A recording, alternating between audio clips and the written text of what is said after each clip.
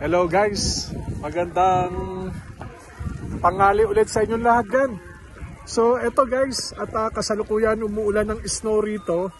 Ngayon pinagbigyan ko lang ulit yung nagpahabol na nagkomento, no? Nagpa-comment, no? Actually ang sabi niya, paano raw kung wala silang trabaho, silang dalawang mag-asawa walang trabaho. Guys, hindi ko na kasalanan yan guys. Kasi pag pinasok nyo ang pamilya guys, make it sure dapat meron kayong pinagkukunan. Hindi kayo umaasa sa pamilya. Kasi dinesisyon ninyo na magbukod, mag-asawa. So dun sa lalaki, siyempre ikaw yung tinatawag na haligi ng tahanan, na ikaw yung magpo-provide ng mga pangangailangan, no? Yung pangangailangan ng pamilya mo. So hindi naman rason na wala kang trabaho. Maraming pwedeng gawin trabaho, guys. Ano yun? Gasino lang, mag-tricycle ka, o tinatawag na mag-sidecar ka dyan, mag-grab ka. Maraming paraan para makasurvive. Hindi yung sasabihin na walang tumatanggap dahil nga hindi tayo graduate. Hindi yun. Guys, actually, nasa tao lang, guys. Wala ka lang pili sa trabaho, guys. Actually, mabubuhay ka. Ngayon, sabi nga natin, pinasok mo ang usaping pamilya. Sa usaping pamilya, guys, nakasalalay na yung buhay ninyo rito eh. Hindi pwede habang panahon, aasa kayo sa mga magulang ninyo. Dapat marunong kayo tumayo sa sarili nyong paa. Kasi nga, bakit yung mga iba na dyan lang sa kanto, sa kalye, nagbabasura? Guys, nagbabasura lang, nabubuhay. Kasi fighter sila, lumalaban sila guys, lumalaban sila sa buhay. Dapat kayo, suggest ko lang, maging fighter kayo.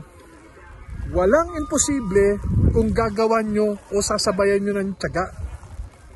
Kaya guys, kita nyo ako, dapat nandun ako, nakasilong ako guys, nakasilong ako ngayon. Pero nag-pop up na naman ngayon. Ang katanungan, paano raw kung yung dalawang mag-asawa ay walang trabaho? Kaya nga guys, nasa inyo na yan, nasa lalaki na yan. Kaya diskarte lang kung ano yung dapat gawin. Mabubuhay kayo guys, maniwala kayo sa akin. Hindi isang rason yun ha, yung sinasabi natin na kahit na anong apply, walang tumatanggap. Actually, kung marunong ka lang sa buhay, yung mga iba nga nangangalakal guys, buhay na buhay, kumakain sa 3 beses sa loob ng isang araw guys. Kita nyo guys, yung mga kaibigan ko na yan ha guys, makikita ko sila, yung mga iilan, nagsa-sidecar, yung pinapakita nila na sila ay lumalaban sa buhay. Kumbaga, in fairness naman, no?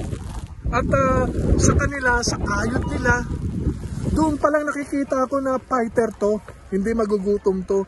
Kaya yung mga iba, nalulungkot ako guys, yung mga iba na talagang sadyang graduate, talagang may tinapos, no? Kaso ang problema, hindi naman ang trabaho lalapit sa inyo. Gawa kayo ng paraan, mag-apply kayo through online. Kung ano mang trabaho napapasukan, huwag kayong mamili guys. Hindi na kailangan pang mamili eh.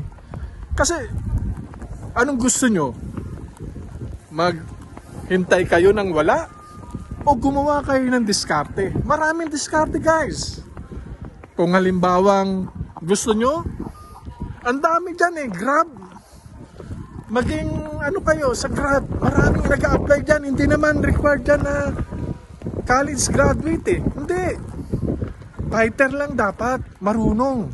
Yung angkas, wala namang mga requirements na mahigpit dyan eh. Kaya guys, sana yung sinabi ko sa inyo, magbigay linaw to. At hopefully, no, maging fighter tayo sa buhay. Especially, nagkapamilya tayo. Laban lang guys. At huwag kalimutan yung pamamantala. Guys, ang sakit na ng bibig ko.